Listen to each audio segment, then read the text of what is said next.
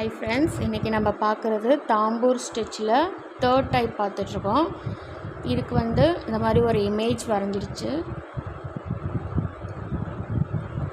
இதுக்கு எப்பொழுதும் chain stitch போடுற மாதிரி தான், சின்னதும் இல்லாமல் பெருசும் இல்லாமல் மீடியம் சைஸில் ஸ்ட்ரைட் லைனாக குட்டி குட்டியாக செயின் ஸ்டிச் போடணும். அதுக்கு